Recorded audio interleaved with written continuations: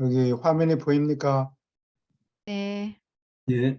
65편 할 차례인가요? 64편의 7장 7절이요. 60.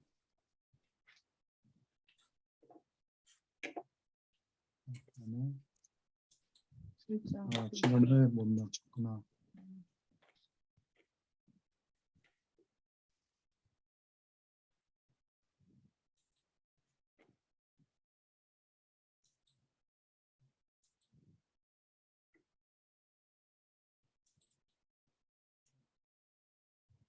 오케이. 두 문단씩 읽어주세요.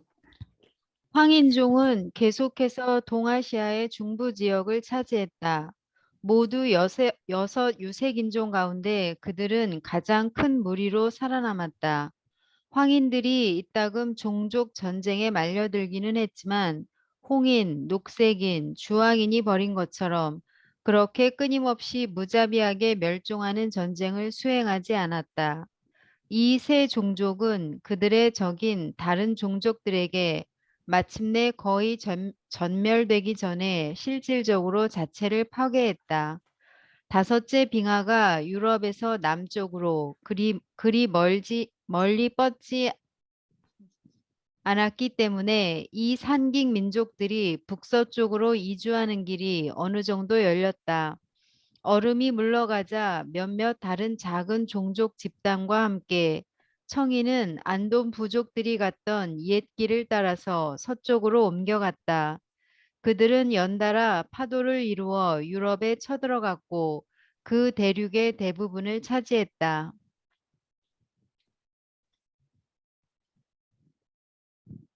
질문 있습니까?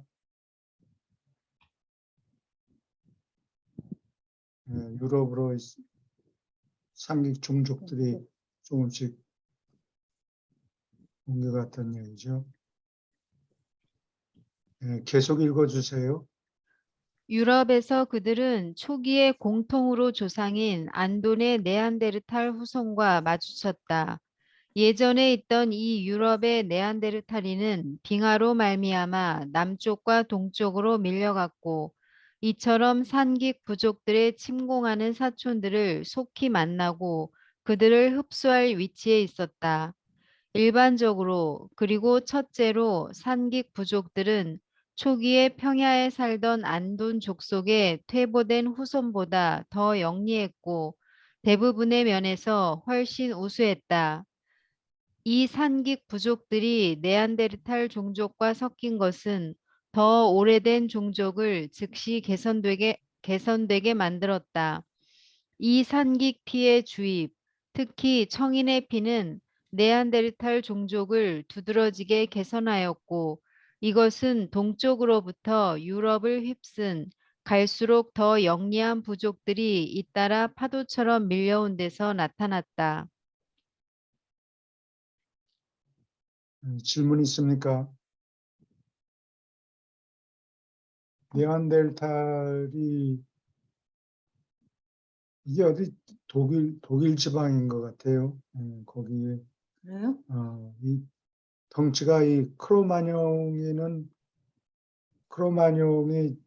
뭐야, 프랑스 지방에 있는 도시 같죠. 네, 프랑스 그- 쪽인데.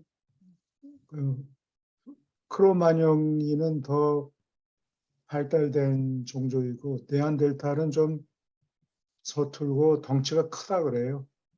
얼굴이 넓적하고 그렇다고. 어. 계속 읽어주세요. 뒤따르는 간빙기에 이 새 네안데르탈 종족은 잉글랜드로부터 인도까지 뻗었다. 고대의 페르시아 반도에 있던 청인의 나머지는 나중에 어떤 다른 사람들, 주로 황인과 섞였고 그 결과로 생긴 혼합 종족을 나중에 아담의 보라 종족이 얼마큼 개량하였으며 이들은 현대의 아랍 사람, 거무스레한 살빛의 유목 부족으로서 지속해왔다. 현대 민족들의 산객 조상을 확인하려고 어떤 노력을 기울여도 나중에 아담의 피가 섞이므로 종족의 혈통이 후일에 개량되었다는 것을 계산에 넣어야 한다. 예, 아랍 사람이 네안데르탈 앞뒤가 있어요? 종족에서 섞여서 나왔다고 그러네요. 아, 그래요? 네. 피부색이 좀 브라운인가? 약간 아랍 사람들이 아랍 사람, 음, 현대인들, 현대인 아랍. 피부가 약간 검죠. 음. 아랍 사람들이 생기긴 잘 생겼어요. 좀 검어서 그렇지. 예, 계속 읽어주세요. 우수한 종족들은 북쪽 기후, 곧 온대 기후를 찾았으며 한편 주황, 녹색, 남색 종족들은 새로 높아진 육지 다리 위로 연달아 아프리카로 몰려갔고 그 다리는 서쪽으로 물러가는 지중해를 인도양으로부터 떼어냈다. 종족 기원의 중심으로부터 마지막으로 이주한 상기 종족은 남색인이었다. 녹색인이 에집트에서 주황인을 죽이고 그렇게 하면서 자체를 크게 약화시키고 있을 무렵에 해안을 따라서 팔레스타인을 통해서 남쪽으로 흑인의 큰 집단 이동이 시작되었다. 나중에 신체가 튼튼한 이 남색인 종족들이 에집트에 넘쳤을 때 그들은 순전히 인구의 위력으로 녹색인의 뿌리를 뽑아버렸다. 이 남인종은 주황인의 잔재와 녹색인 혈통의 상당수를 흡수했고 어떤 남색인 부족들은 이 종족 혼합으로 말미암아 상당히 개선되었다. 여기 북아프리카에 보면은 흑인들이 있긴 있는데 키가 굉장히 커요. 그리고 초록색, 녹색이 좀 큰 보입니까? 그 사람. 그거는 얼굴 봐서는 모르겠는데 아마 섞였다 그러니까.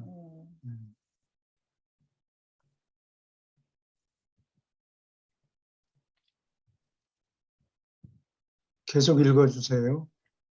그래서 처음에는 주황인이, 다음에 녹색인, 그 뒤에 남색인이, 더 후에는 남색인, 청인, 그리고 수정된 녹색인의 잡종 민족이 에집트를 정복한 것으로 보인다. 그러나 아담이 도착하기 오래전에 유럽의 청인과 아라비아의 혼합 종족은 남인종을 에집트로부터 아프리카 대륙에서 멀리 남쪽으로 몰아냈다. 산깅 민족의 이동이 막을 내리자 녹색인과 주황인 종족은 사라져 버렸고 홍인은 북아메리카, 황인은 동아시아, 청인은 유럽을 지키고 있으며 남인종은 아프리카로 이끌려갔다. 인도는 혼합된 2차 산객 종족들을 품고 있으며 홍인과 황인이 혼합된 홍인과 황인이 혼합된 갈색인은 아시아 해안에서 떨어진 섬들을 지키고 있다. 오히려 우수한 잠재성을 가진 혼합 민족이 남아메리카의 고지를 차지하고 있다. 더 순수한 안돈 족속은 유럽의 가장 북쪽 지역에서 그리고 아이슬란드와 그린랜드와 북아메리카의 동북부에서 산다. 예, 여러 종족들이 이리저리 옮겨 다니고 그러면서 이제 다들 정착한 거예요. 북아메리카 같으면 카나다네. 해안 아니 미국하고 카나다가 쪽에 북아메리카죠. 예. 멕시코는 중앙아메리카라고. 멕시코가 북아메리카의 처조요. 북아메리카. 멕시코를 예. 근데 그 밑으로 뭐 브라질은 브라질은 남아메리카에 남, 있고. 그렇게 예. 달라져요? 지도를 여기다 하나 붙여놔야 되겠네. 그 포르투갈하고 스페인이 뒤늦게 식민지 정책을 따라가지고 땅 싸움을 하니까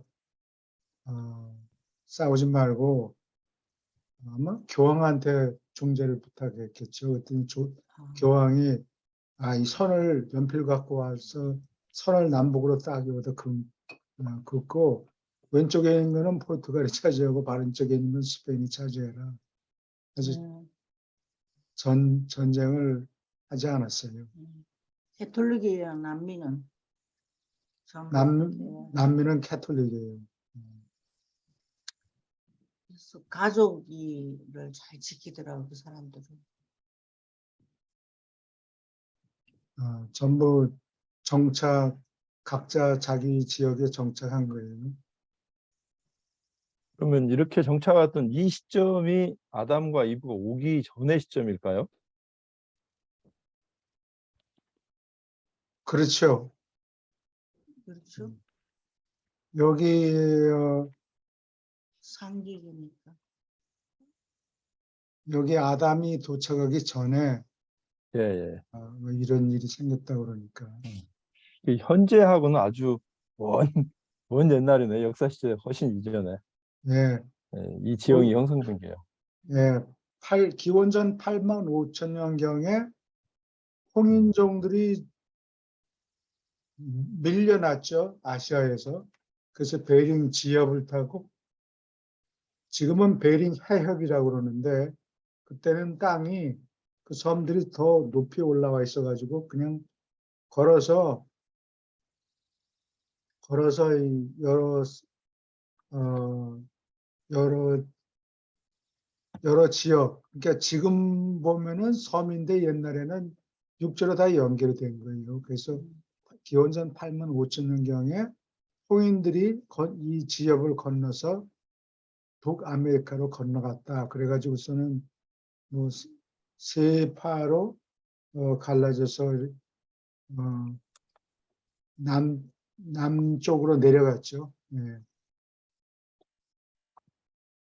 그리고 딴 데 어디 나오는데 남미에 있는 그 종족들이 일본 사람들이 건너간 핏줄이라고 그래요. 그러니까 그 일본이라는 게 이 책 쓸 당시에 1934년에 일본하고 한국 지역을 다 그냥 일본이라고 불렀으니까 한 민족의 피가 거기 얼마큼 섞여 들어 있어요. 그래서 그 남미에 있는 뭐 여러 가지 남미에 있는 사람들이 그림 글자가 있었죠. 근데 그걸 아직 해독을 못 했는데 거기에 그 그림 그걸 뭐 부조했다고 그러나 볼로 이렇게 새기는데 완전히 입체적으로 하는 게 아니고 약간 절반. 도톰하게 이렇게 부조를 새긴 게 있는데 거기 보면 그 얼굴이 한국 사람 얼굴이 있어요. 한국 사람보다는 일본 사람 얼굴 비슷해요. 한국 사람 얼굴하고 일본 사람 얼굴이 같아요. 똑같지는 않아요. 예. 일본 사람들이 많이 건너가면 거기서 더 많이 건너갔겠죠. 한국에서 일본까지 갔다가 주저하는 사람들이 많으니까 일본에 도착한 한국 사람들 중에서 대부분이 다 정착하고 여기도 안 되겠다 하고 또 떠난 한국 사람들이 그렇게 많지는 않았던 것 같아요. 그러니까 한국 사람이 보다도 그 이전에 있었던 종족이겠죠. 그 일본 거기가 이게 훨씬 옛날이잖아요. 네, 훨씬 옛날에요. 아이누족이 거기 있었다고 들었는데. 네, 그거는 서양피예요. 이거는 네, 아이누족은 서양피고 주로 백제에서 일본에 건너간 사람들이 많아서 8세기 이후에는 도레인이라는 뜻이죠. 건너서 온 사람들, 그러니까 한국 사람들이 숫자가 많아서 그 천황 핏줄도 백제에서 온 것 같다고 그러고 지금 천황도 자기가 자기 선조가 백제에서 왔다고 얘기를 하는 얘기를 거죠. 하더라고. 계속 읽어주세요. 빙하가 가장 멀리 진행한 기간에 안돈 부족들의 맨 서쪽까지는 바다로 거의 밀려가게 되었다. 그들은 오늘날의 잉글랜드 섬 남쪽의 좁고 길쭉한 땅에서 오랫동안 살았다. 여섯째이자 마지막 빙하가 마침내 나타났을 때 그들을 바다로 뛰어들도록 몬 것은 되풀이된 이 빙하의 진행에 관한 전통이었다. 그들은 처음으로 바다로 모험을 떠난 사람들이었다. 그들은 배를 만들고 그들이 바라건대 무서운 얼음 침공이 없을까 싶은 새 땅을 찾아 나섰다. 그들 가운데 더러는 아이슬란드에, 더러는 그린랜드에 도착했지만 대다수는 망망한 바다에서 배가 고프고 목이 말라서 죽었다. 8만 년 조금 더 전에 홍인이 북아메리카의 북서쪽으로 들어간 뒤에 얼마 안 되어 북극의 바다가 얼어붙고 그린랜드에서 지역 빙원이 진행한 것은 유라시아 토착민의 이 에스키모 후손을 더 좋은 땅, 새 집을 찾도록 몰아냈다. 그리고 그들은 그때 그린랜드를 북아메리카의 북동부에 땅 덩어리로부터 떼어낸 좁은 해협을 안전히 건너서 성공했다. 그들은 홍인이 알래스카에 도착한 뒤 약 2100년쯤 되어 그 대륙에 이르렀다. 그 뒤에 청인의 혼합된 혈통 가운데 더러가 서쪽으로 여행했고 후일의 에스키모들과 섞였으며 이 연합은 에스키모 부족들에게 조금 유익했다. 질문 있습니까?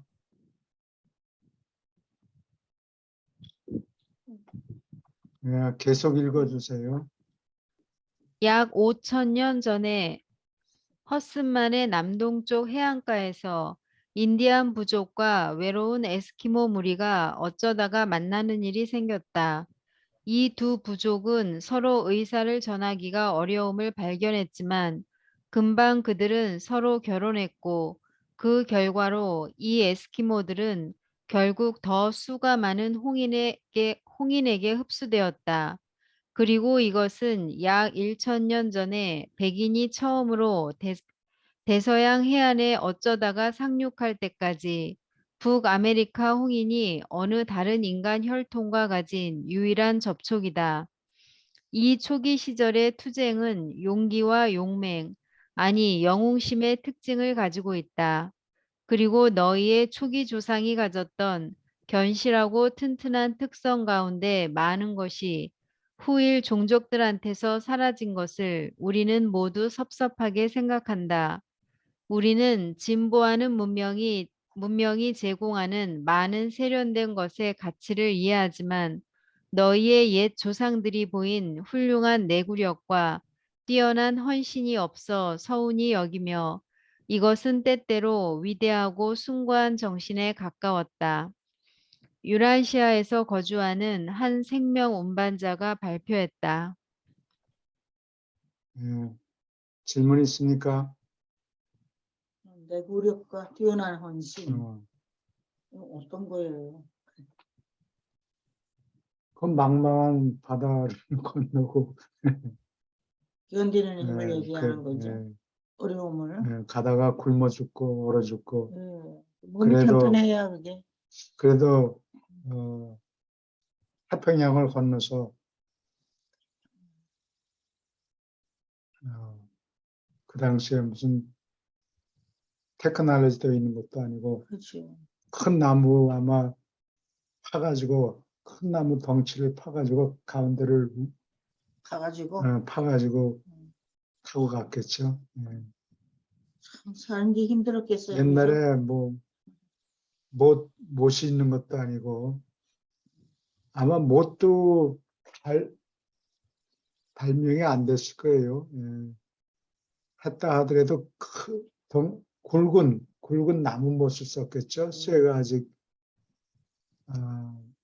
발명되지 않았으니까. 쇠가 발명된 거는 중국이 아시아에서 중국의 전국 시대가 있죠. 예.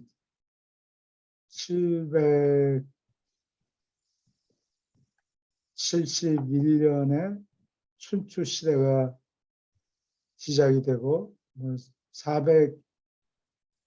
460년인가 476년일 거예요. 476년 기원전 전국 시대가 시작돼 가지고 221년에 진나라가 여러 나라를 통일하죠. 그때가 그러니까 전국 시대라 그러는 기간이 쇠가 발명이 돼 가지고 갑자기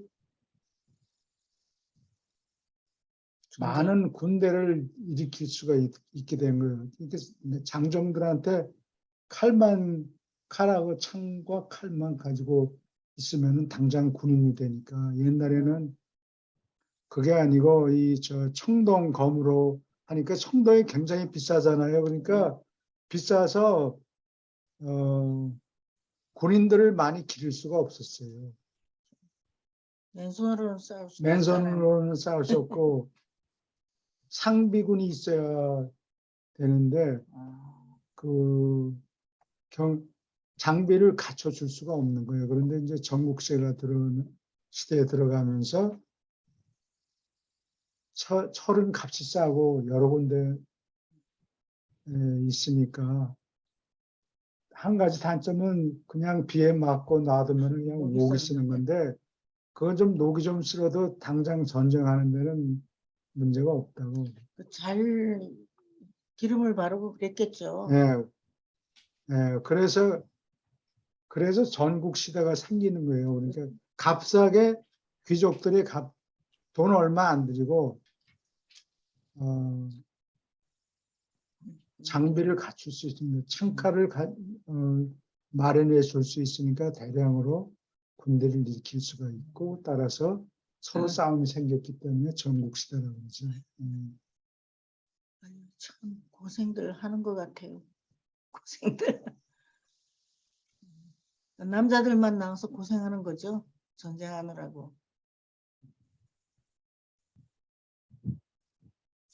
여자들도 고생이겠지. 뭐 남편이 그래, 전쟁 간다고 떠나면 언제 돌아올지 모르니까. 그러게.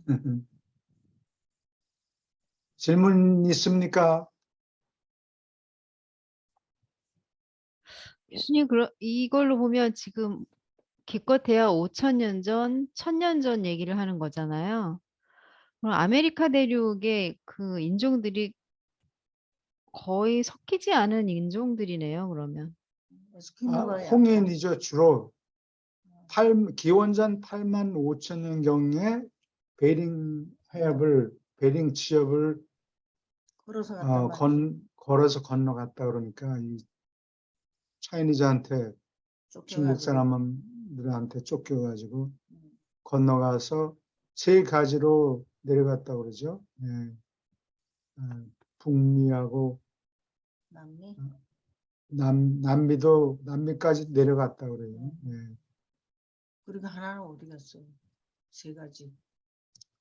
뭐 미국 서쪽 서쪽? 뭐 이런 데로 갔겠죠. 러시아는 아니고? 러시아는 아직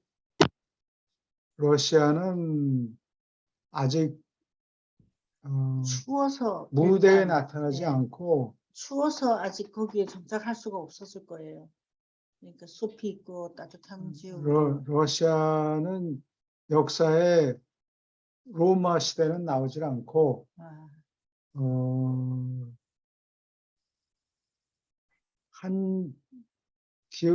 서기 한 1000년경에 지금은 우크라이나 지방의 키예프에서 키반 루스라고 키예프에 사는 러시아 사람들이라는 뜻이겠죠.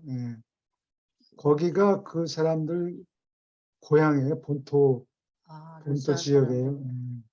그래서 이 푸틴이 우크라이나 침공하는 아. 것도 자기 원래 고향 사람들인데 말을 안 듣고 자꾸 서양 사람들한테 아첨하고 그러니까 이 쓸개 빠진 놈들 뭐 그래, 화가 이러면서 났어. 화가 나서 그렇군요. 예, 거기를 공격한 거라고.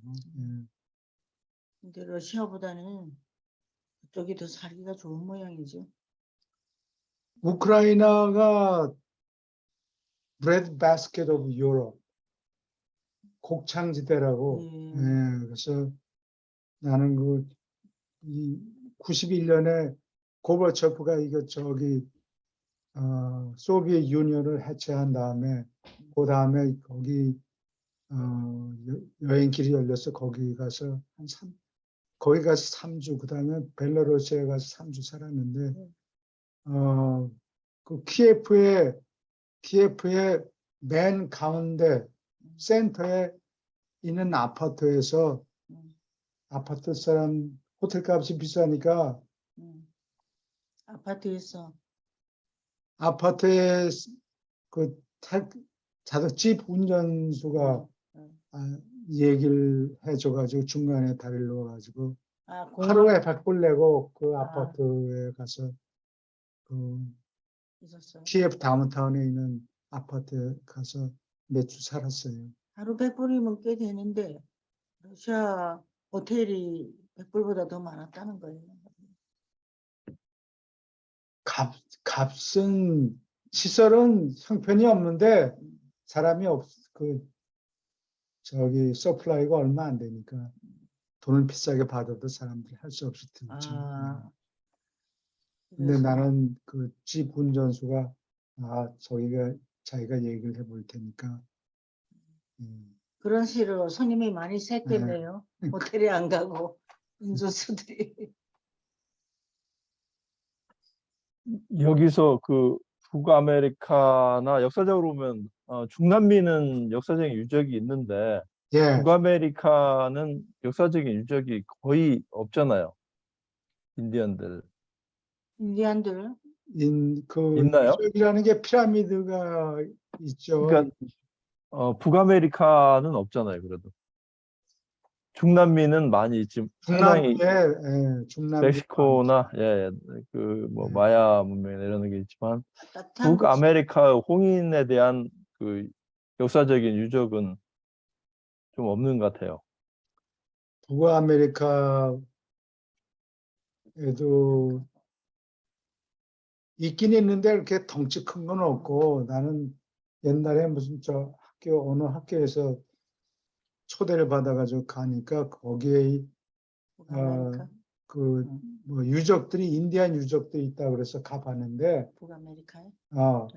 가봤는데 이 피라밋은 아니고 옛날에 이집트에서 피라밋 삼각형으로 된 거 이런 피라밋 말고 그 메스타바라는 게 있다고 이렇게 계단처럼 된 계단식 피라미드가 있어요. 그러니까 선이 곱지가 않고 이렇게 기역자로 계단처럼 이렇게 돼 있다고. 근데 그 정도도 아니고 맨 밑에 있는 거 흙을 쌓아 올려가지고 그냥 단층 피라미드 같은 것들을 여러 개 만들어 놨더라고요. 그런 것만 보고 이 남미에는 이 피라밋을 계단식으로 만든 것들인데 거기서 그거 듣다 보면 그 젊은 사람들을 잡아서 바쳤다고 그래요. 그 흔적이 많이 남아 있대요. 왕자들 이렇게 우수한 사람들을 잡아 바쳤어요. 바보같이. 바보 같은 게 아니야. 사제들하고 왕하고 싸우니까 야, 네가 제일 낫다. 너를 잡아 바치자. 신이 기뻐하실 것이다. 그러면 노를 못 하는 거예요. 그러니까 사제들이 이겼군요. 사제들이 야가 빠진 사제. 야가 빠진 사제들이 그렇게 정적들을 없애고 그랬겠죠. 오케이. 어디 질문 있습니까? 예, 그러면은 난 여기가 다음 되게 재밌는데. 다음 65편 65편. 예, 좀 더 읽을까요? 예.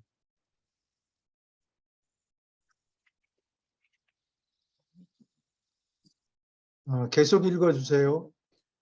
진화의 전반적 통제. 기초적인 진화는 물질 생명, 지성 이전의 생명은 물리 통제사들이 형성한 것이요. 인가받은 생명 운반자들의 활발한 봉사와 관련하여 일곱 으뜸형이 생명을 나누어 주는 봉사이다. 이 세 가지 창조성이 나란히 활동하는 결과로서 유기체의 물리적 지성 능력이 개발되며 이것은 바깥 환경의 자극에 대하여 나중에는 내부의 자극, 곧 유기체 지성 자체에서 비롯하는 영향력에 대하여 지적으로 반응하는 물질적 작용이다. 그러면 생명의 생산과 진화에는 세 가지 뚜렷하게 다른 수준이 있다.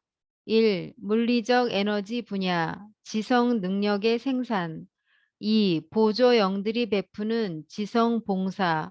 이것은 영 능력에 영향을 미친다. 3. 필사 지성에게 영을 부여하는 것. 이것은 궁극의 생각 조절자의 수혈을 초래한다. 예, 여기 질문 있습니까? 여기 지성 이전의 생명, 이거는 하등 동물, 뭐 병균이나 아메바, 그래요? 단세포 생명, 아, 이런 것들을 얘기하죠. 단세포 또는 다세포 생명들은 생명, 이러한 생명은 물리 통제사들이 만들었다. 그리고 이제 이 더 높은 지성 수준이 더 높은 것들은 으뜸령이 생명을 나눠준다. 세포를 만들어 놓는다는 것은 세포를 만들면 세포가 뭐 분자들로 막 연결되어 있겠죠. 예. 근데 다 만들어 놓은 다음에 그 움직이지 않는 자동차나 마찬가지예요. 그 다 준비되면은 부속들이 다 갖춰졌으면 생명 운반자들이 그 속에 싹 들어가 가지고 발동을 하는 거예요. 그래서 여기 일곱 으뜸령이 생명을 나눠주는 것이다.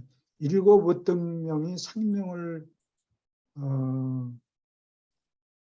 생명을 나눠주는데 이 일곱 으뜸령을 통해서 무한한 영이 생명을 나눠주는 거죠. 무한한 영이? 예. 그리고 일곱 으뜸령이 뭐 지구의 생명을 나눠줬다는 얘기가 아니고 으뜸령들이 각 자기 자기 초우주에서 생기는 진화 세계에 가서 이 세포들이 다 준비가 되면은 발동을 걸어준다는 얘기예요. 일곱 등령이 누구를 통해서 나눠준다고? 일곱 으뜸령을 통해서 각 초우주마다 자기 담당 으뜸령이 있죠. 그 으뜸령을 통해서 무한한 영이 생명의 불꽃을 전달해 주는 거죠. 그게 힘듭니다. 그러니까 안돈하고 폰타가 어디서 불이 일단 시작된다면 그걸 잘 보존하고 있다가 어디에 옮겨 심겠다, 불을 옮기고 싶다 그러면 여기서 한 가지를 꺼내와 가지고 다른 데다가 불을 붙이고 이런 거나 마찬가지라고. 생명은 무한한 영으로부터 본다. 생명이? 예수님도. 그래서 여기 생명의 진화의 이 세 단계는 세포들을 만들 때, 예를 들면 세포를 만들 때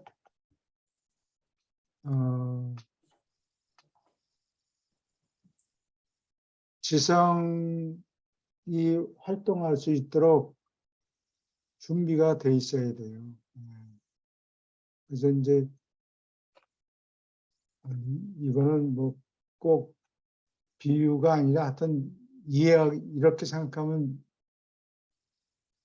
이해하기가 쉽다는 얘기인데, 이 철로가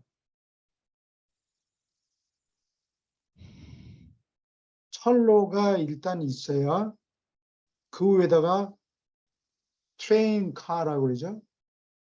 네. 하물칸, 한번 그걸 영어로는 트레인 카라고 그러는데 한국말로는 뭐라고 그러지 모르겠네. 짐칸? 짐을 싣는 컨테이너가 있다고. 컨테이너. 그거를 이렇게 쌓을 수가 있어요. 예. 그거나 마찬가지로 이 지성 능력이 기본적인 게 있어야 그 위에다가 뭐를 실을 수가 있는 거예요. 그러니까 지성 능력을 생산할 수가 있다. 예, 제일 기초적인 게 여기 보조지성. 보조지성령 중에 제일 먼저 나오는 게 직관이죠. 직관. 예. 여기도 일곱 보조지성하고 일곱 보조지성령을 이렇게 이 위에다가 쌓을 수가 있는 거예요. 이 일곱 보조지성령을. 근데 그거 하기 전에 그걸 받아들일 레일이 있어야 되는 거라고. 바퀴가 달린 짐칸이. 그거 우리는 미드웨스트에서 사니까 이 화물차들이 화물을 실은 기차들이 왔다 갔다 하는 게 보이는데, 이렇게 철로를 놓아야 이게 에너지 분야가 지성 능력의 생산이는 게, 이게 이 레일을 기찻길을 놓아야 그 다음에 거기다가 지성령들이 위에 쌓일 수 있고 그러고. 네. 네, 그러면 마지막에는 일곱 보조 지성령이 제대로 자리 잡혀 있으면은 거기다가 영을 부여할 수 있다. 생각 조절자를. 영 능력에 영향을 미치고. 그렇지. 보조지성으로. 보조 지성령들이 자리를 잡고 있어야 생각 조절자가 와서 앉아 있을 수 있다. 보조지성 영에는 나중에 지혜의 영 이런 거, 예배의 영 이런 게 들어가잖아요. 그건 영 능력에 영향을 미친다. 미친다. 근데 보조 지성령, 이게 짐칸을 싣기 전에, 물건을 싣기 전에 지성 능력이 자리를 잡고 있어야 된다. 지성 능력이. 철로 같은 게 놓여 있어야 된다. 그 말이에요. 그 지성 능력이라 했어요. 물리적 에너지 분야라는 건 철로를 놓아야 뭐 어디로 움직이든지 가든지 말든지 할 거 아니에요. 그러니까 이거를 앞으로 몇 억 년 후에 조절자를 보낼 거를 생각해서 세포들이 준비가 돼 있어야 돼요. 어떻게 보면 철저하게 그 생물학적으로 그 단세포 생물부터 그 하등동물이죠. 그러니까 그런 것부터 시작해서 생명체가 비로소 직관행이라든지 교류라든지 용기라든지 이런 가지는 뭐 초식동물, 뭐 포유동물 이렇게 늘어난 그 기반을 조성한다는 얘기네요. 그래요. 뜯어먹을 풀도 있어야 되겠고, 동물들도 잡아먹을 피라미드 구조의 하등 그 밑에 그런 곤충도 있어야 되고, 예, 그 과정을 거쳐서 포유동물과 우리 인간들의 근접한 그런 존재가 나와서 안도가 폰타 같은 존재가 나오고 예, 쭉 그런 과정을 물리 통제자들하고 생명 운반자들하고 일곱 보조 지성령 예, 그다음에 뭐 이런 과정을 거쳐서 쭉 설명한 거네요. 그러니까. 예. 예, 그다음에 이제 예. 마지막으로 생각 조절자가 수여가 됩니까? 예. 그렇죠. 그렇죠. 근데 예. 예를 들면은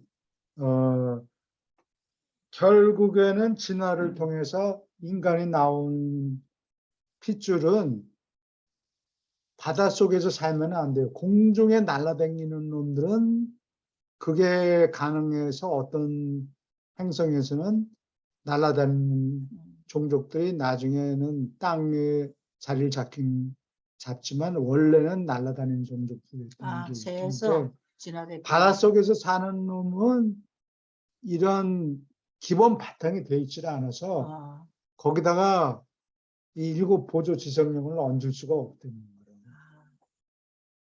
그러면 숨을 쉬고 눈으로 보고 손으로 만지고 네, 걸어다니고. 바닷속에 살면은 이 기본 바탕이 예. 안 된다는 얘기예요. 그 바다 속에 사는 생물은 땅 위에 사는 생물보다 훨씬 열등하군요. 진화를 아무리 해봐도 그렇지. 끝이 뻔하다는 얘기라고. 고래가 제일 진화를 많이 한 건가? 고래, 예, 포유동물. 고래를 통해서 어, 사람이 나올 수는 없다. 그렇죠. 그런 얘기다. 그렇군요. 예. 근데 그게 안 되는 게 이 바닷속에 살면은 입 구조가 이 잡아먹는 구조로 되어 있기 때문에 툭 튀어나와가지고. 그리고 물 속에서는 소리가 잘 전달이 안 돼요. 그가 좀 한참 예, 부족하군요. 그래서 땅에서 살아야 입 구조가 제대로 말을 할 수 있는 입 구조가 되니까. 그 플랜트들도 나무 같은 것도 처음에는 바다 오케이. 그게 예. 계속 읽어주세요. 기계적이고 가르칠 수 없는 수준에서 환경에 대한 유기체의 반응은 물리 통제자의 분야에 속한다. 보조 지성 영들은 적응하는 지성, 곧 기계적이 아니고 가르칠 수 있는 종류의 지성 체험으로부터 체험으로부터 배울 수 있는 유기체의 반응 작용을 활성화하고 규제한다. 영 보조자들이 이렇게 지성 잠재력을 조종하는 것 같이 생명 운반자들은 인간의 의지가 하나님을 아는 능력과 그를 예배하려는 힘이 나타나기 바로 전까지 상당한 재량권을 가지고 진화 과정에서 환경의 측면을 통제한다. 생명 운반자, 물리 통제자, 영 보조자의 통합된 활동이 사람이 사는 세계에서 유기체의 진화 과정을 조절한다. 이것이 어째서 진화가 유란시아나 다른 곳에서 반드시 의도하여 생긴 것이고 결코 우연이 아닌가 하는 이유이다. 아까 음. 여기 물리 통제자가 물리 통제사가 나오던데 다릅니까? 예, 통제자나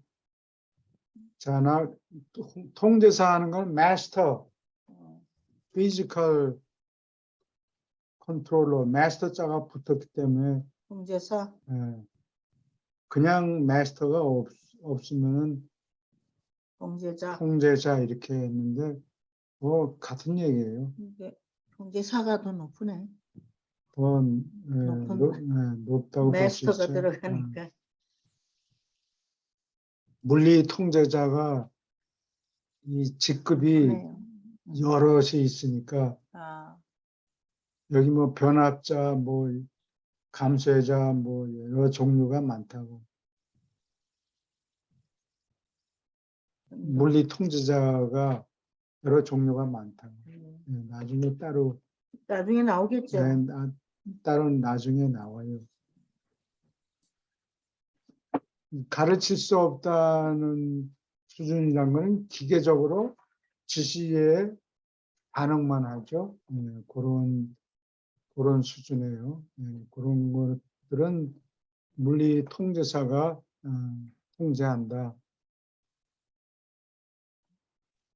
보조지성령은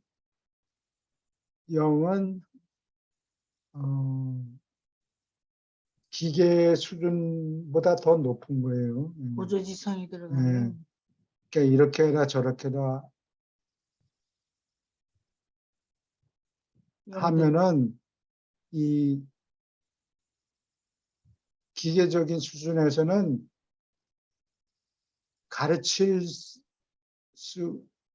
깨달을 수가 없어요. 그냥 지시하면 그냥 시킨 대로 받아서 하기만 움직이면 되는 수준이고 수동적으로. 어, 근데 수동적으로 여기서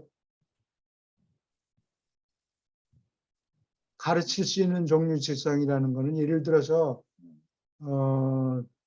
이렇게 해라 저렇게 해라 어디 그러니까 어느 곳에 가서 다른 쪽을 보면 뭐가 있을 테니까 그쪽으로 가서 누구를 만나라 뭐 예를 들어서 그렇게 지시를 한다면 실제로 거기 그 자리에 가보니까 상황이 지시한 거고 내용이 달라요. 그러면 커뮤니케이션 해야 될 거 아니에요. 근데 기계는 커뮤니케이션이 안 된다고. 커뮤니케이션을 시작을 못 한다고. 기계는. 기계는 이거 정신 차려서 들어야 돼요. 기계는 단추를 누르면 그대로 하면 돼요. 뭐 따따붙다 따지고 뭐 그러질 않아요. 근데 지성령들이 작용하는 수준은 지시를 했다 하더라도 가봤는데 어디에 가봤는데 그게 형편이 이래서 그게 안 된다. 다른 방향으로 해야 되겠다. 라고 커뮤니케이션을 시작할 수가 있어야 돼요. 자유의지도 있는 거예요. 자유의지가 따로 있는 건 아니에요. 예. 그런 자유의지를 가진 존재들이 활동하게 도와주는 지성령들이죠. 성령도. 예. 지시한 것과 상황이 다르다 하고 보고를 한단 말이에요. 보고를 하고 다른 방책을 강구해야 되지 않느냐라고 얘기를 할 수 있어야 되는데 기계는 그걸 그렇죠. 못 한다고.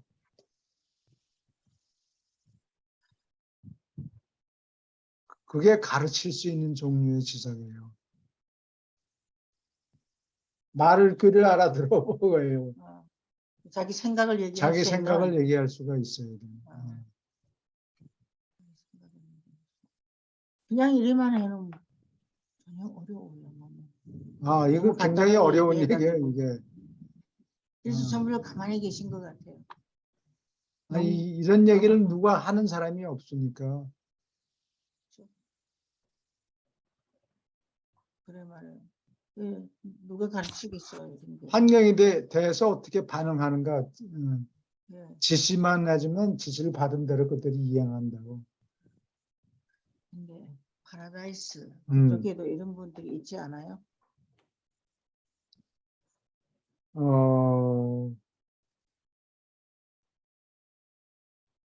똑같은 건 아닌데 메신저들이 천사들이 메신저 역할을 하든지 뭐 하여튼 그런 게 그런 얘기가 있는데 물질 그러니까 전문을 메시지를 전하는 게 그 천사들의 하는 일이에요. 근데 가다가 지시한 거하고 다르게 사고가 생겼어요. 예. 그 반란 때문에. 근데 그 천사는 메시지만 전달하는 역할을 하고 하다가 보니까 이게 전달이 안 된다라고 다시 보고를 할 수가 없어요. 예. 그래서 그 메시지가 몇만 년 동안 이렇게 처박혀 있었다. 그거를 정도자들이 공중에 딱 있었는 모양이죠. 중간에 아무 것도 없는 반응할 수 없는 통 속에 처박혀 있는 거예요. 그거를 그런 나중에 일이 있어요. 그런 일이 있었다 그래요. 그러면 전문을 보냈는데 전달이 안 된 거예요. 천사들은 자유의지가 없어요?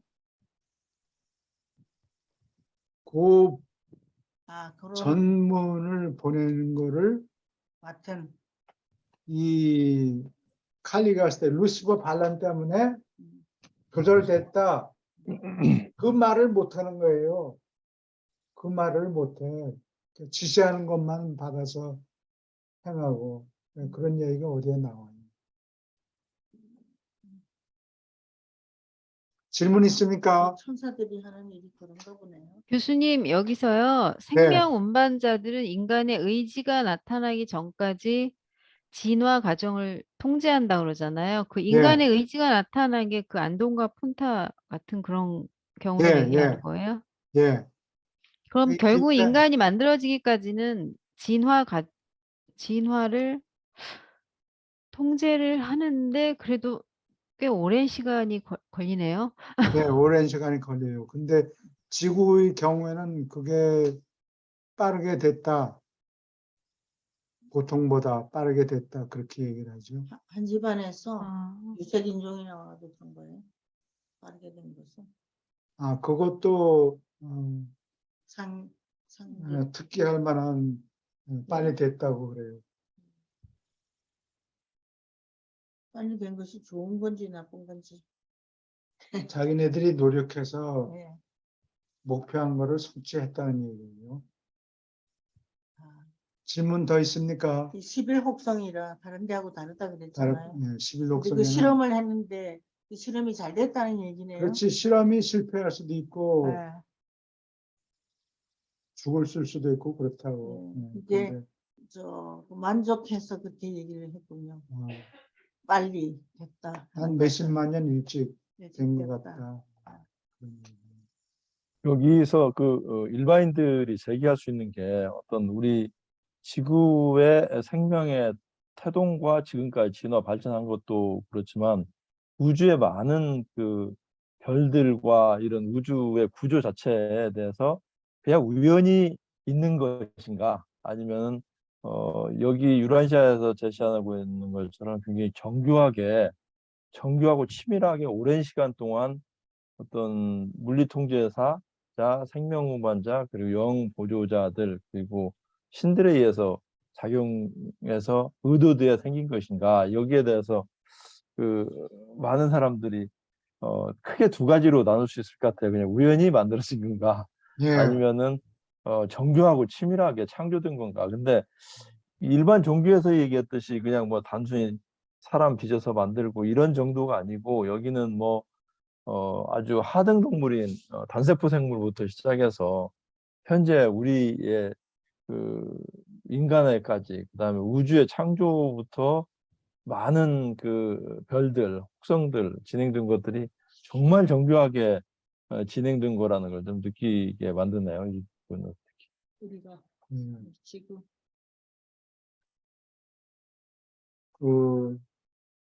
진화가 우연히 생겼다 이렇게 얘기하는 사람들은 말이 되지가 않는 게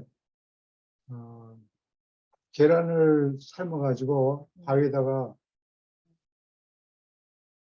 페인트 깡통을 총으로 쏴가지고 어떤 판때기에다가 갖다가 터뜨리면은 그게 랜덤으로 난수처럼 사방으로 막 흩어질 거 아니에요. 그거는 달걀이 퍼지는 거는 누가 계산해서 이렇게 디자인한 게 아니라고. 우연인데 이 물리학자들은 지금 우주가 이렇게 빅뱅 뻥 터져가지고 이렇게 확장이 된다 그래요. 지금 계속 팽창한다 그래요. 근데 그거를 보면은 그 갤럭시들이 체계들이 무지하게 많은데 수도 없이 많은데 그 은하들 모양이 다 이렇게 다 정교하게 돼 있어요. 이렇게 그렇죠. 예. 바로 돼 예. 있고 바드 스파이럴 뭐 이런 식으로 오래된 거는 이 공 모양으로 성단이 생기기도 하고 그런데 그런 걸 가만히 보면 야 이게 참 오거나이즈가 잘 돼 있구나. 예. 예, 그 시스템을 여러 개 뭐 만들어 놓고 뭐 이거는 바드 스파이럴 뭐 어쩌고 이름을 붙이고 이렇게 하는데 그걸 가만히 보고 야 이게 참 잘 조직이 돼 있구나. 맨 가운데는 블랙홀이 있고 뭐 어쩌고.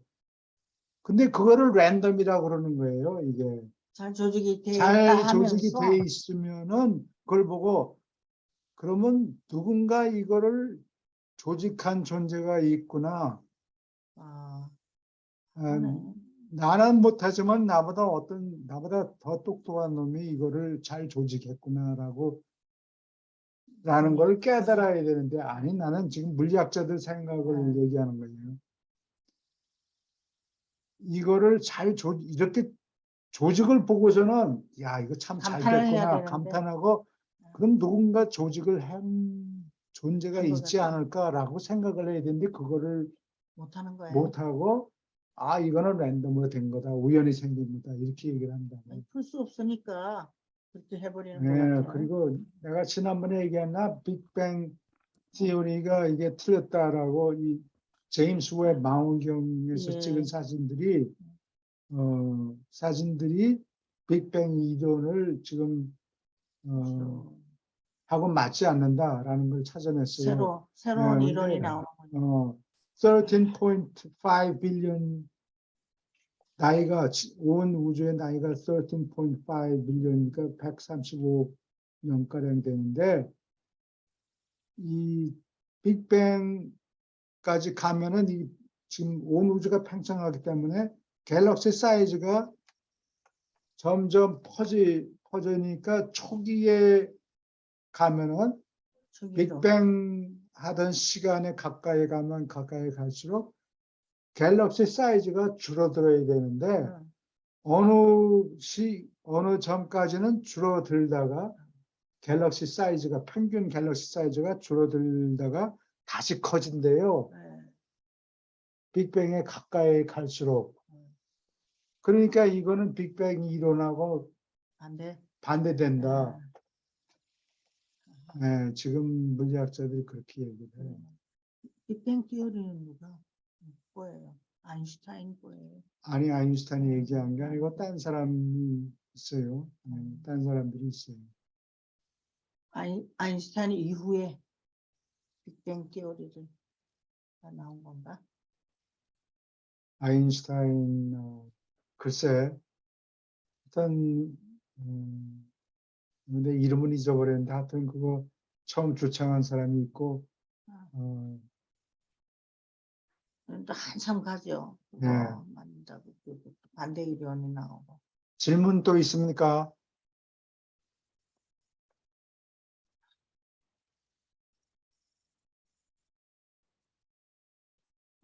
예수님 편을 읽을까요? 예. 네. 네. 예수님 편 얼마 안 남았죠? 오케이.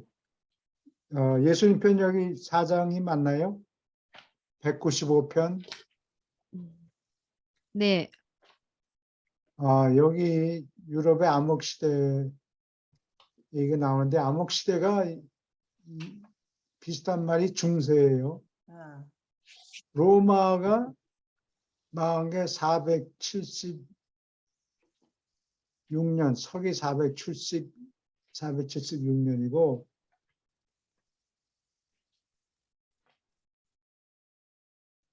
그때부터 1517년 메디치 가에서 플로렌스를 지배하던 메디치 가에서 로렌조 마니피코가 이탈리 말로 위대하다는 뜻이에요. 로렌조 마니피코 위대한 로렌조 그 사람의 둘째 아들이 이름을 잊어버렸네. 그 돈을 써가지고 돈을 이 메디치가에서 텍스타일을 취급을 했어요. 텍스타일. 아, 그걸로 돈 벌었어요? 그걸로 돈 벌었어요. 그래가지고 얼마나 돈을 많이 벌었는지 로마 제국이 476년에 망한 다음서부터 금광 캐는 거를 멈췄어요. 금돈을 만드는 거를 멈췄어요. 야, 경제 활동이 없었다는 얘기예요. 그때는 그래서 음. 암흑 시대군요. 경제 활동이 확 줄어드니까 돈을 만들지 않으니까 경제 활동이 확 줄어들었고 거의 1000년 동안 경제 활동이 없었어요. 그게 리세션, 그레이트 디프레션이나 마찬가지예요. 1000년 동안. 그래가지고 900년 후에 1453년서부터 1517년이면 1250년에 이 플로렌스가 돈을 하도 많이 벌어서 금돈을 처음으로 주조를 해요. 그러니까 470년서부터 500년서부터 따지면 몇 년입니까? 1250년까지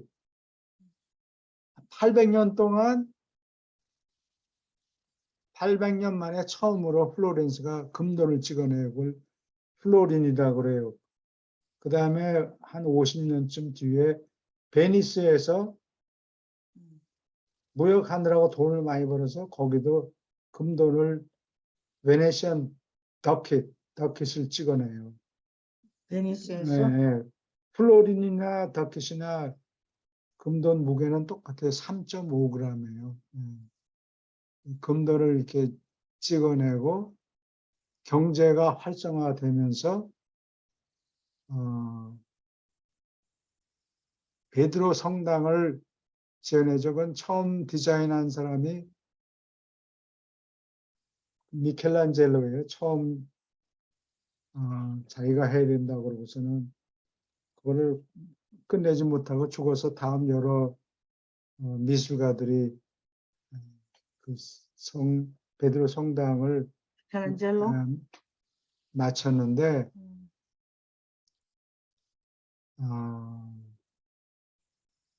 미켈란젤로가 거기에 끝내질 못했어요. 미켈란젤로가.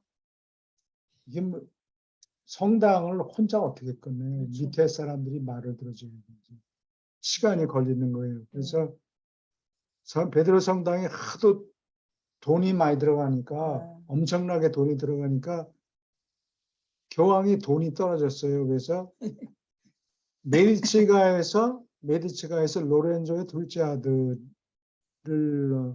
포프로 만들어요. 아, 돈을 이 뽑아내려고. 교황이 레오 10세예요. 레오 10세가 면죄부를 1517년에 발행해요. 그래가지고 하여튼 우여곡절을 거쳐서 베드로 성당이 만들어지는데 여러분들이 돈을 모아서 외국 여행을 할 수 있으면은 한 나라만 가면 갈 돈밖에 없다. 그러면 이태리에 가서 이 베드로 성당 이런 걸 좀 구경해야 되는 거예요. 구경하고 플로렌스 구경도 하고 그러면 이 유럽 역사를 이해하는 데 많이 도움이 될 거예요. 거기 보면 되게 다 보는 거죠. 네. 그리고 그다음에 뭐 영국이나 뭐 이런 데 가봐야 뭐 별거 쌓아 없죠. 놓은 거밖에 없고 프랑스 건축도 다 베낀 거고 뭐 별게 없어요. 이탈리아 가면 되는군요. 네. 몸이 더 나빠지긴 한 번만 딱 더 갔으면 좋겠네요. 오케이. 그래서 1517년에 레오 10세가 면죄부를 발행하기 시작하는데 네. 유럽의 암흑 시대가 어디냐 언제냐 그러면 476년에 서로마 제국이 멸망한 다음서부터 면죄부를 발행한 시기까지 1517년까지 1917년까지. 거의 800년 동안 476년에서 1517년까지 거의 800년 동안 이 기간을 유럽의 암흑 시대다 이렇게 얘기를 해요.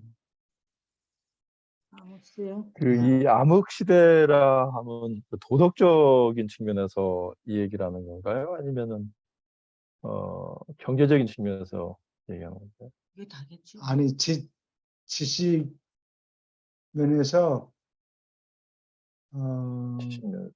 지식 면에서 어두운 데서 지냈다. 그게 그럴 수밖에 없는 게 622년에 모하메드가 이 메디나에서 메카로 갔는지 아니면 반대로 가는지 하여튼 마음에도 마호메드가 이슬람교가 흥성하게 되면서 유럽과 중국 사이에 무역길을 딱 가로막고 있어요. 그래서 나중에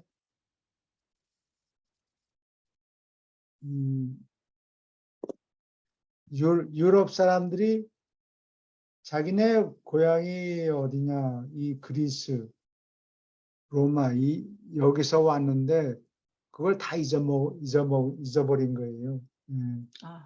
근데 이제 유럽 이 아랍 사람들이 중간에 무역을 하면서 아마 돈을 많이 받았겠죠. 그러니까 무역이 잘 소통이 안 되는 거예요. 종이가 체륜이 1세기, 서기 1세기에 중국에서 발명되는데 이게 유럽, 이 로마 제국까지 전달이 안 돼요. 무역이 활발하지 않고 그래서 이 그리스 사람들한테서 물려받은 전통이 뭐고 이런 걸 다 잊어버린 거예요. 그래서 그래서 암흑이로군요. 네. 응? 그러다가 이태리의 화가가 바사리라는 사람이 있어요. 바사리 또는 바사리가 그림을 잘 못 그려요. 그래서 그 사람 그림을 보면 이게 라파엘이나 이렇게 다른 사람 미켈란젤로나 이런 라파엘이나 이런 사람들이 그림 보면 여백이 있거든요. 여백의 미를 잘 살리고 그러는데 천지창조 미켈란젤로가 그림에도 보면 여백이 많다고. 그렇죠. 근데 이 바사리 그림을 보면 여백 자기 사인할 만한 여백도 없이 그냥 가득 채워요. 말하고 그냥 그림을 잘 못 그린다고. 미적 감각이 떨어지는군요. 예, 그래요. 근데 그 바사리라는 사람이 뭘로 유명한 거니? 그 유명한 아티스트들의 일생을 적어놓은 책을 썼어요. 누구는 어릴 때 어떻게 자랐고 미켈란젤로는 메디치가에서 밥 얻어먹고 다니던 소년 공짜로 자랄 때 그러면서 얻어먹으면서 나중에는 메디치가 막 욕하고 뭐 어쩌고 사사한 거. 그 아티스트들의 일생을 전부 기록을 해요. 그러니까 아티스트들의 그 내력을 쭉 설명해요. 이 바사리라는 사람이. 근데 그 사람이 또 뭘 유명한 거니? 리버스라고 이 이태리 말로 리나시멘토. 그러니까 나선타면 뭐 태어나는 이런 뜻이에요.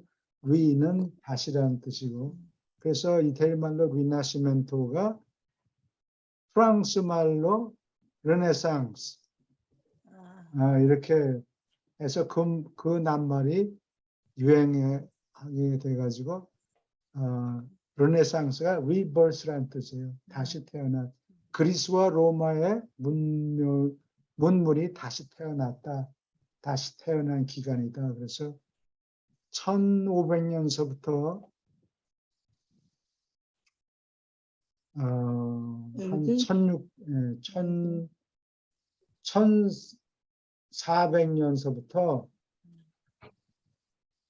1650년까지 기간을 유럽의 르네상스다. 르네상스. 그렇게 얘기를 해요.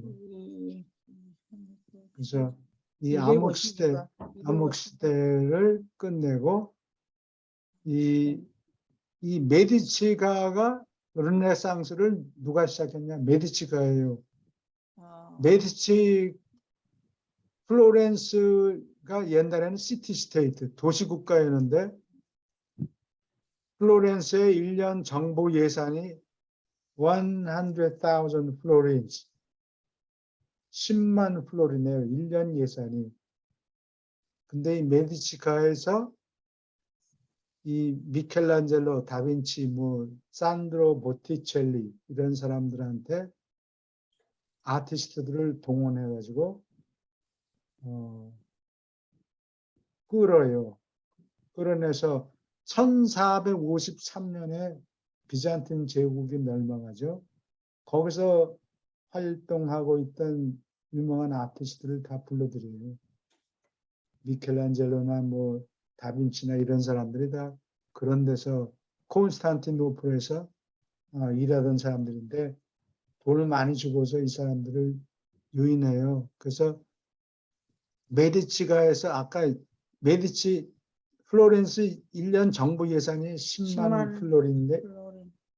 근데 이 메디치가에서 몇 대에 걸쳐 쓴 돈이 60만 플로린이에요. 60만. 그러니까 플로렌스 예산 1년 예산. 6년 예산이에요. 6년 예산. 그거를 많이 써가지고 아티스트를 많이 등용을 해요. 그래서 그게 이 메디치가가 르네상스를 시작했다 이렇게 보면 돼요. 아, 그렇군요. 감사합니다. 네. 제가 잘 모르는 건데 애들은 맨날 고등학교 애들이 이거 가지고 얘기하고 그래서 힘들었는데. 각설하고 여기 어느 분이 읽으시겠어요? 제가 읽겠습니다. 예. 사유럽의 암흑시대. 교회는 사회에 부속된 것이요. 정치와 같은 편이니까 교회는 이른바 유럽의 암흑시대의 지적, 영적 쇠퇴를 함께할 운명을 가지고 있었다. 이 시대에 종교는 더욱 수원 중심이 되고 금욕주의화되고 합법적인 것이 되었다. 영적 의미에서 기독교는 겨울잠을 자고 있었다. 이 기간을 통해서 내내 잠자고 세속화된 이 종교와 나란히 연속되는 신비주의 흐름이 있었고 이것은 비현실에 가깝고 철학적으로 범신주의와 비슷한 환상 같은 영적 체험이었다. 어둡고 절망에 빠진 이 여러 세기 동안 종교는 실질적으로 다시 남의 손을 빌리는 것이 되었다. 개인은 종교의 압도적 권한, 전통, 명령 앞에서 거의 길을 잃어버렸다. 신의 법정에서 특별한 영향력을 미친다고 생각되고 따라서 효력이 있게 하소연하면 신들 앞에서 사람을 위하여 좋게 말해줄 수 있는 화려한 성자 집단이 창조되어 새로운 영적 위험이 생겼다. 이게 계속 읽을까요? 여기까지 질문 있습니까?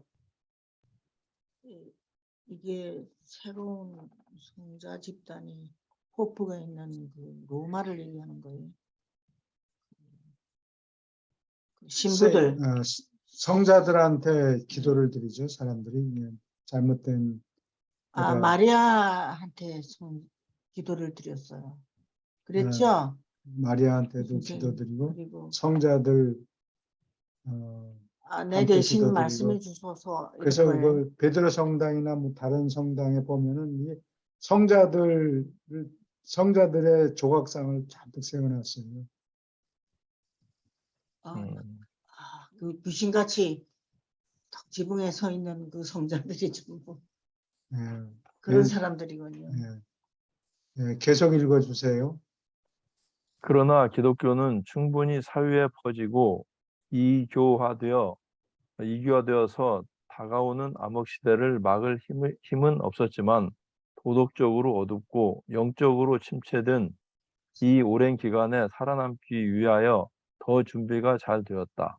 기독교는 서양 문명의 긴 밤을 통해서 줄곧 버티었고 르네상스가 밝아왔을 때 아직도 도덕적 세력으로서 세상에서 작용하고 있었다. 암흑 시대가 지난 뒤에 기독교의 회복은 그 가르침의 수많은 종파를 낳았고 이 종파들은 특별한 지성, 감정, 영적 부류의 인간에게 적당한 신앙이었다. 그리고 이 특별한 여러 기독교 집단, 즉 종교 집단 중에서 다수가 이 발표문을 작성할 때 아직도 지속한다. 기독교는 예수의 종교를 예수에 관한 종교로 뜻하지 않게 시킴으로 생겨난 역사를 드러낸다. 더 나아가서 헬라화, 이교화, 세속화, 제도화, 지적 쇠퇴, 영적 타락을 겪고 도덕적 겨울잠을 자고 절멸의 위협을 겪으며 그 뒤에 회생하고 분열되며 최근에 비교적 회복되는 역사를 제시한다. 그러한 족보는 본래부터 활력이 있고 방대한 회복하는 자원을 소유하고 있음을 가리킨다. 바로 이 기독교가 문명을 깨우친 서양 민족들의 세계에 지금 존재하고 살아남기 위한 투쟁에 직면하고 있으며 이 싸움은 지배권을 얻으려 했던 지난날의 투쟁의 특징이었던 그 중대한 여러 위기보다 훨씬 더 불길하다. 여기 질문 있습니까? 여기 이 기간 동안 그 예수님이 가르침이 없어진 거죠.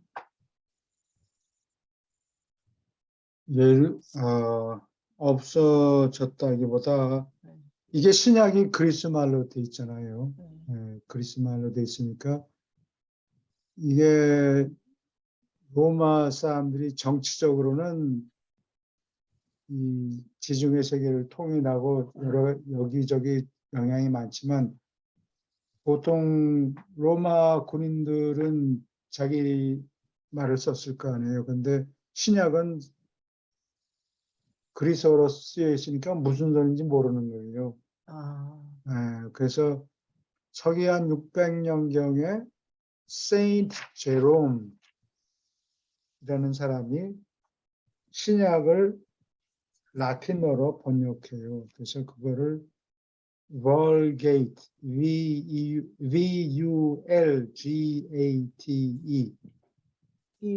V-U-L-G-A-T-E, 그걸 Vulgate라고 그러는데 라틴어로 돼 있어요. 라틴어로 신약을 번역했는데 이게 보통 사람들 상민이 알아들을 수 있는 글로 이게 vulgar라는 게 거기서 나와요. 상스러운 그런 뜻인데 하층 계급이 쓰는 말로 쓴 성경 뭐 그런 뜻이겠죠. vulgate가. 그래서 보통 시민들이 성경을 읽을 수가 없어요. 그리스 말로 돼 있고 또 그 다음에는 교회에서 카톨릭 교회에서 라틴어로 된 거를 읽었는데 그 다른 지방 여러 군데 로마나 콘스탄티노플 외에 다른 지방에 있는 교회 믿는 사람들은 그 유럽 종족들이 게르만 민족의 대이동 뭐 이런 거를 통해서 사방에 잡종들이 많이 살고 있는데 라틴어를 잘 몰라요. 그렇죠? 예, 그러니까 교회 가서 신부님이 라틴어 성경을 읽어주는 거를 듣는 그거를 읽고 자기네 나라 말로 아마 신부들이 설명을 하겠죠. 그렇죠. 각 지역에서. 네. 그렇게 성경이 각 나라 말로 번역이 돼 있으면 좋았을 텐데 그렇지 않고 라틴어와 그리스어 말로 돼 있으니까 다 이거를 모르는 거예요. 그냥 이해를 잘 못하겠군요. 이해를 잘 못해서 예, 화가들을 동원했어요. 동원해서 예수님의 일생 중에서 어떤 그림으로 장면을 설명했군요. 교육시키기 위해서 그렇게 했죠. 그래서 그 많은 성화가 유럽에 많군요. 예. 독일에 가도 그게 또 요즘에 반도체 새로 만들겠다 그러면 돈을 뭐 몇십억 불을 투자를 하고 그래야 되는데 그것뿐만이 아니고 실제로 일할 사람이 있어야 돼요. 전문가들이 있어야 돼요. 공부해 놓은 사람. 예, 공부한 사람들을 전부 모아가지고 해야 되는데 마찬가지로 각 종족마다 자기네 나라 말로 번역이 돼 있으면 좋았을 텐데 그렇지 않으니까 무슨 소리 하는지 몰라요. 신부들이 무슨 소리 하는지. 이게 지금 목사님들도 그러니까 마찬가지. 가톨릭 교회에서는 괜찮아. 그림만 봐. 돈을 내면 내가 대신 그림만 보세요. 너희들은 돈만 내시면 내가 다 알아서 처리할 테니까 돈만 내세요. 제 말이에요. 교수님, 예, 여기서 그 기독교는 예수에 관한 종교로 이렇게 하는데 이 예, 차이를 조금 약간은 알겠는데 좀 어렴풋해서요. 예, 이걸 좀 설명을 좀 예. 해주시죠. 참 좋은 질문 하셨는데, 예수님이 무엇을 가르쳤느냐? 하나님이 우리의 아버지고 우리는 모두 형제다. 싸우지 말아라. 예, 사랑해라. 예, 그게 예수님의 가르침인데, 그렇죠. 예, 가톨릭 교회는 그보다 돈을 걷어서 베드로 성당을 지어야지. 예수님의 사복음을 얘기하려면 기니까 그거 다 얘기하려면 길어. 그러니까 이 그림을 보고 돈을 내세요. 이 그림에 치중한 게 물론 서양화 발전에는 많이 도움이 됐지만 예수님에 관한 종교가 됐죠. 그게 그림들이 그림들이 예수님이 무슨 이런 이적을 베풀었다. 눈을 뜨게 했다. 그런 그림을 자꾸 그리니까 부활했다. 부활했다. 그게 그게 전부 예수님에 관한 종교가 되어버린 거죠. 예. 좀 심하게 말하면 예수님을 팔아먹었네요. 예수님을 팔아가지고 성당을 지은 거예요. 예수님이 어떤 분이다, 어떻게 생겼다 그런 얘기만 한 거예요. 예수님의 가르침이 하나님이 우리 아버지고 너희들은 다 형제니까 사이좋게 지내. 서로 사랑해라. 이런 그림은 거의 없어요. 그리기도 쉽지는 않았을 그걸 텐데. 표현하기가 힘들겠지요. 예, 그래도 뭐 사랑해라는 거. 화가들이 그렇게 해라 그러면 그림을 그렸을 텐데 음. 예수님이 부활한 그림, 태어난 그림, 예수님에 관한 그림 돼버렸으니까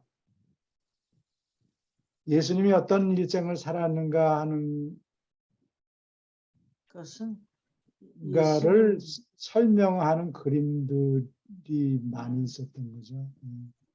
르네상스. 그렇게 예수님이 어떻게 살았는가 하는 것은 예수님에 대한 거고 예수님의 가르침은 그러니까 예를 다른 들면 거죠. 탕자의 비유를 설명하는 그림 뭐 이런 거는 어쩌다가 있어요. 예수님의 가르침이죠. 그거는 예수님의 가르침이라고. 그러니까 예수님이 뭘 가르쳤는가 그 가르친 거를 설명하는 그림은 몇 개 안 된다고. 아, 큰 대성당, 로마나 다른 교회에 있는 성당에 있는 그림들은 예수님에 대한 르네상스 이전까지는 이콘화예요. 그리스 사람들이 그림을 그렸으니까 그리스 사람들의 이콘화는 그림이 납작해요. 입체감이 없는데 그 지오토가 한 1200년, 300년 정도 될 거예요. 그리고 마사치오. 내가 여기 그림을 그런데 그 그림이 하나밖에 없던데요. 마사치오 그림이.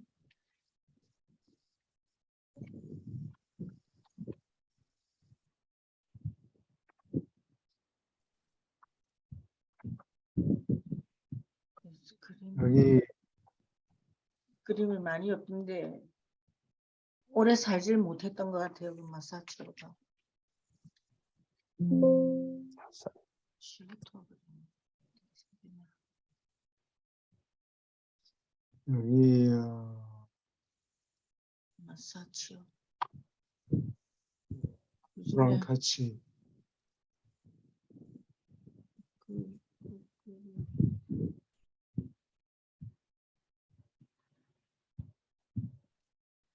마사다 없는데요. 한글로 찾아보자. 야, 브랑카치에보다 이것만 보면은 블랑카치. 빈만 하지 말고 그림 보여주는 게 제일 간단해요. 여기 보면은 이 비잔틴 제국에서 그린 그림들은 전부 납작해요. 근데 여기는 입체가 있네요. 이게 피렌체에 있는 브랑카치 차플, 블랑카치 체프. 카펠라 브랑카치. 카펠라라는 게 이 차플을 얘기해요. 이렇게 피아노, 오르간 이런 게 없이 조그만 신도들이 몇 명 안 모일 때는 차플에서 모인다고. 그래서 작은 성당. 요즘에 아카펠라 뭐 이런 뮤직 스타일이 한참 유행인데 반주 없이 남자나 여자들 싱어들만 노래하는 거, 그거 아카펠라라고 그러는데 뭐 포레스터 그거 하는 게 그런 종류예요. 근데 이게 채플의 브랑카치 채플의 그림이 이게 입체감이 있잖아요. 여기 이게 마사치오 그림이에요? 아니면 지오토 거예요? 이거는 마사치오 그림이에요. 마사치오.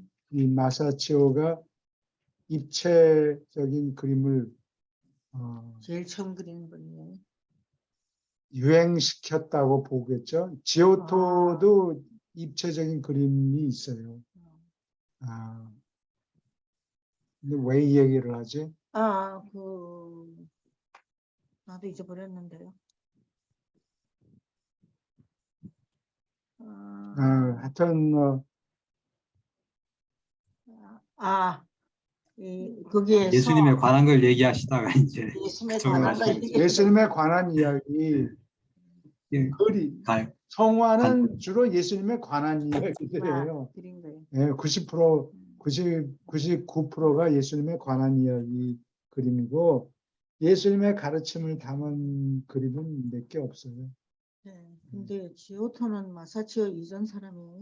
이전 사람이 아마 1300년, 그리고 마사치오는 뭐 이게 한 1500년 정도 될 겁니다. 그래요? 근데 마사치오 그림 앞에 미켈란젤로가 와서 그거 보고 공부하러 왔다 그러더라고. 거기. 이 사람들이 입체화를 네. 시작했다고 볼 수 있어요. 여기가 갔을 때 제가 어디서 들었냐면 뉴욕에서 국민학교 선생님들이 반 아이들을 10명을 데리고 왔어요. 그걸 막 설명을 하더라고. 거기서 주워 들은 겁니다, 저는. 근데 지금 르네상스가 와가지고 옛날 선조들 뭐 그리스하고 로마 사람들이 무엇을 얘기하는가 이런 거를 다시 공부하고 바이블을 제대로 읽기 시작한 거예요. 예. 그리고 마르틴 루터가 독일어로 신약을 번역했어요. 훌륭한 사람이에요. 그런데 지금 회복이 되었는데 지금은 이제 그럼요. 물질주의, 돈 예. 벌자 뭐 그 그것 성당을 때문에 지어 올리느라고 돈이 필요해가지고 그렇게 된 거 아니에요? 그래요. 면죄부를 팔고. 아, 그러니까 그 베드로 성당이 죄가 많은 성당이네요. 질문 있습니까? 그렇게 하니까 이 머리가 좀 돌아갑니다. 이 르네상스가 어떻게 해서 그렇게 됐나 그거를 잘 몰랐어요. 질문 있습니까? 질문 너무 많아서 잘 그래서 지금 못하겠는데요. 두 가지 적이 있죠. 하나는 과학적인 지성, 아하. 과학에 지나치게 의존하는 경향. 지금? 지금이. 지금 이게 무슨 소리냐?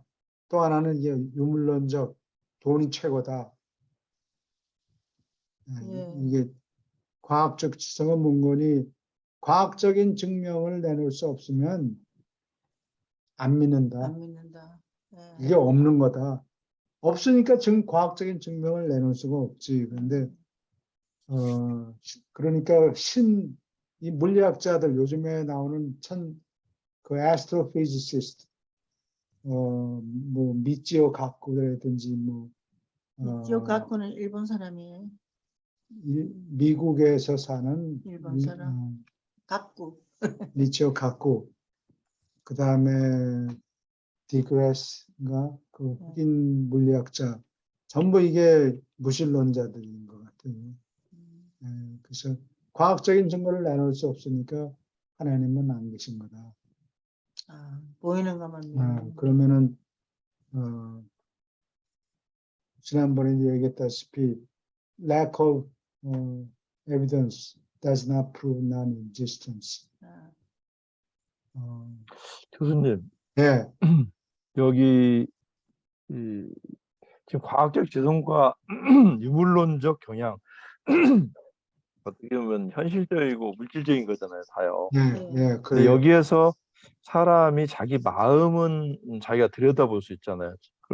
그리고 생각도 자기 머릿속에 나오는데 그 영감이라든지 이런 쪽은 어떻게 좀 물리적으로 일반인들이 이 생각을 좀 제대로 초월적이고 영성적인 꼭 영적이라는 게 어떤 기독교인들이 지금 한국의 기독교인들에게는 성령이라는 이런 개념이 아니고 어떤 영감적인 부분 있잖아요. 떠오른 어떤 생각에 대한 발상이라든지 이런 데서 꼭 이건 두뇌의 작용은 아닌 것 같은데 뭔가 영감이 떠오르는 게 있잖아요. 새로운 아이디어라든지 예. 그게 그 두뇌에서 나온 걸까요? 아니면은 전 가끔 그런 깊이 묵상을 한다든지 어떤 사업적인 생각을 깊이 할 때 불현듯 떠오르는 그 어떤 영감 같은 거 그런 부분이 이 과학적 지성이라든지 이런 데서도 사실은 연결성이 좀 있는데 그게 꼭 두뇌에서만 나온다면 문제가 안 되는데 두뇌 이외에서도 전 나온다고 생각을 하는데 그 부분에 대해서 어떻게 좀 말씀을 나눌 수 있을까요? 사람들이 영감을 받는 경우가 있고 또는 자기가 생각해낸 건데 영감을 받았다고 착각을 하는 경우가 있고 근데 그거는 예. 사람들이 그 false 그거를 영어로는 false positive, false negative라고 그러는데 아무것도 아닌데 뭐가 있는 거라고 영감을 받았다고 얘기하는 게 false positive고 false negative는 실제로 영감을 줬는데 그거를 믿지 않는 게 false 아니다라고 예. 생각을 하는 두 가지 종류의 에러가 있죠. 예. 예. 근데 이 물리학자들이 얘기하는 거는 과학적인 증거가 없으니까 그거는 없다는 증거다. 이렇게 얘기를 하는데 그건 틀렸고, 예를 들면은, 너의 혼이 있느냐? 그러면 혼이 그러면 뭐 yes 할지 no 할지 모르겠는데 그런 학자들이 있다는 증거를 보여줄 수 있느냐? 없다고 증거를 보여줄 수가 없다. 그러니까 you don't have any soul 이렇게 얘기할 수가 있다고. 증거가 과학적인 증거를 보여줄 수가 없으니까 너의 혼은 없고 하나님도 마찬가지로 과학적인 증명을 보여줄 수가 없으니까 하나님도 없다. 지금 이런 얘기예요. 아니 영감하고 아까 그게 브레인에서 나온 건가 아니면 그렇죠. 위에서 나온 건가? 네, 그렇게 부작용으로 생긴 거다. 뭐 이렇게. 근데 영감은 위에서 오는 거 아니에요? 영감은. 그렇죠. 예. 그러니까 한국말로는 이제 어떤 이제 그 생각도 떠오르는 거지만 영감은 그야말로 저는 그 어디선지 모르지만 떠오르는 것 같아요. 네. 그거는 조금 생각하고는 조금 다른 어떤 것 같아요. 분명한 것은 제가 느끼는 거. 근데 현재 너무 현실화되는 게 현실적으로 물질적인 현실적인 삶 거기에 많이 그 현대인들이 치중이 돼 있잖아요. 뭐 차라든지 여성들의 네. 백이라든지 이런 걸 가지고 자기 자존감을 느낀다든지 과학도 어떻게 보면 한쪽 면에서만 생각을 해요. 우리가 보이고 실증할 수 있는 것만인데 이게 가끔 이런 토론을 할 때가 있거든요. 네. 그런데 이게 참 난감한 부분인 것만 사실입니다. 아까 교수님께서 그 말씀하신 빅뱅 이론의 어떤 것은 보면은 굉장히 정교하게 우주가 분포가 되어 있고 그 아주 좋은 비유 같아요. 계란을 딱 던졌을 때는 그냥 랜덤으로 그냥 막 퍼져 있잖아요. 네. 규칙적이지 않고 네. 그리고 그 자체가 그냥 흩어져 있을 뿐이거든요. 무질서하게. 그런데 우리 인간들의 단세포 하등동물부터 시작해서 저희가 지금 어떤 우리 인간적인 체계 그리고 일곱 지성령이라든 보조형이라든 이런 걸 보면은 굉장히 그 어떤 질서정연하고 이런 측면이 있죠. 그래서 이 부분에 대해서 혼자만 생각하다가 오늘 그냥 여쭤본 겁니다. 네. 음악도 그 가펑클, 사이먼, 사일런스 그런 건 영감을 Sound of 받은 Silence. 사운드 오브 사일런스 영감을 받은 영감을 게 받은 거 분명하다. 분명한 것 같아요. 그게 그냥 랜덤으로 그렇게 튀어나오지 않아요. 근데 사람들이 그걸 같이 이렇게 느껴가지고는 그 노래를 참 좋아하고 오래도록 네. 아니 거기에서도 아까 교수님께서 말씀하신 게 적용이 되는 것 같아요. 막 그냥 뭐가 무너질 때 소리라든지 이 무질서한 소리하고 사람이 영감을 받아가지고 작곡 작사해서 좋은 하모니가 된 어떤 작품이라든지 음악 작품이라든지 이런 걸 보면은 전혀 다르거든요. 네. 미술 작품도 거기에 깊숙이 담겨 있는 어떤 의미라든지 근데 막 흙탕물 튀기듯이 이거는 작품이 아니잖아요. 작품이 아니 그런 부분에서는 아까 교수님 말씀하신 그 우주의 빅뱅하고 그냥 벼랑 던져가지고 퍼지는 거하고 많이 다른 것 같아요. 이 부분이 사실은 그 과학적 지성과 유물론적 경향을 어떻게 과연 우리 그 종교적인 이런 불안샤와 좀 다르게 설명을 할 수 있을까 고민을 많이 하고 있습니다. 평소에. 과학자들은 물질적으로 그거를 결론을 내릴 거고 또 이 하나님을 찾아서 애를 쓰는 사람은 영감을 받을 거고 예, 물리학자들이 사람에 따라서 차이가 나버려요. 물리학자들이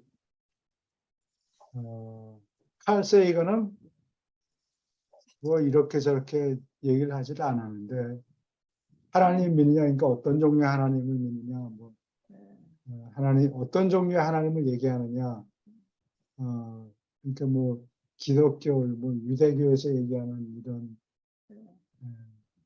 하나님을 안 믿는다는 식으로 얘기를 하는데, 교회 가서 좋은 느낌을 못 받고 천대를 받은 그런 사람들은 그 교회를 떠나요. 그리고서는 불교에서 그거를 얻으려고 애쓰더라고. 어저께 그런 사람들도 있죠. 걷다가 보니까 어느 할머니가 그래서 내가 불교 거기 가면 하나님 그런 거 모르는 사람이고 석가는 너도 나도 나이가 많아서 죽을 때가 가까워지지 않았느냐. 이 유란시아 책을 읽으라고 소개를 해줬어. 빨리. 이 속에는 잘 설명이 되어 있으니까 성경에는 그 하늘의 얘기 같은 게 없잖아요. 그러니까 이걸 읽으면 근데 이 유란시아를 보면서 느끼는 게 이게 상당히 어려운 책인 것 같아요. 제가 볼 때는. 예. 그리고 어떤 지식 기반이 없이는 이 종교라든지 하늘을 아는 것도 지식과 지성이 어느 정도 바탕이 돼 있어야 예, 되는 것 같아요. 그러니까 그 시대에 맞춰서 그 멜기세덱이라든지 아담이라든지 이렇게 쭉 내려왔던 그 과정들을 보면은 모세라든지 그 수준에 맞춰서 그 설을 하는 거지 그 이상은 받아들이지 못하잖아요. 지성도가 낮기 때문에 이해하지 못하고. 그렇죠. 보통 사람도 잘 못 믿고 근데 사람도 잘 이제 못 믿는 사람은 하나님 얘기해도 잘 안 믿어요. 돈에 맞는 시대가 돼가지고 예. 예. 앞으로 그 고비를 넘겠죠. 예, 예. 남을 것 같아요. 교회를 가면 돈이 없는 사람이 좀 천대를 받아요. 무시당하고. 그리고 이제 늙은 사람들이 또 무시당하죠. 많이. 이렇게 그런 사람들이 교회에서 가르치는 걸 잘 안 믿게 되는 것 같아요. 이 할머니도 그런 종류의 사람이고 공연히 불교에 가서 거기 가서 그걸 좋은 말씀이라 그러고 또 가서 그런단 말이에요. 거기에도 네가 믿을 만한 하나님이 없다. 이 책을 읽으라고 유라시아 책을 읽었는데 내일 또 걸어가면 그 할머니 만나서 질문 있으면 나한테 물어봐라. 내가 그랬지. 사람들이 많이 헤매는 것 같아요. 짧은 인생 동안 살면서. 그런 걸 생각하면 이거 이 유란시아 책을 갖게 된 것이 참으로 신기합니다. 예. 그렇게 생각합니다. 예.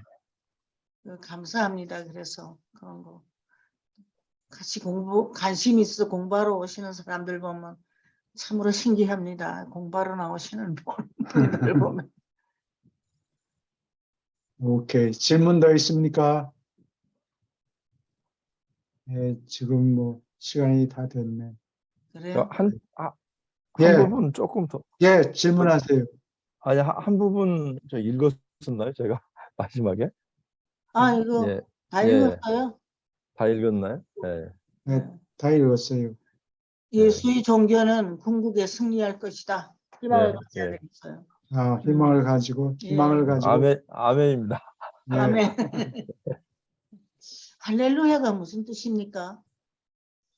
야는 야훼를 의미하고, 음. 할렐루야, 야훼를 찬양할지어다. 그런 뜻인 것 같아요. 감동받을 때 할렐루야 하면 맞는 얘기입니까? 예, 그래요. 난 그러고 싶은 생각이 들더라고요. 아멘. 하나님을 찬양하라는 거니까 뭐 맞는 하나님을 찬양한다는 이야기겠죠. 겁니다. 야훼를 예. 찬양하라. 찬양해라. 그럴 때 이러면 할렐루야 하면 맞는 소리네요. 그냥 한참 얘기해서 그런 게 있는데 상대편이 가만히 있으면 말을 못 잇는 것 같아요. 그래서 내가 할렐루야 하고 격려를 하거든요. 잘하는 겁니다. 아멘이 무슨 잘하시네요. 뜻인지 몰랐는데 오케이라는 뜻이라고 하더라고요. 그래서 음. 오케이. 동의합니다. 그런 네. 뜻이에요. 예, 예. 예. 동의합니다. 나도 그렇게 나도 그렇게 생각합니다. 생각합니다. 월소 아멘이나 네, 네. 할렐루야를. 그래서 한참 열심히 얘기하는데 그냥 가만히 쳐다보면 너무 이상하고 좀 불친절하고 그런 것 같아요. 그래서 그렇게 경련을 오케이. 합니다. 자, 그러면 오늘은 여기까지 하고 네. 다음 주에 또 봬요. 예, 네, 수고하셨습니다. 네, 감사합니다. 감사합니다. 감사합니다. 네, 감사합니다.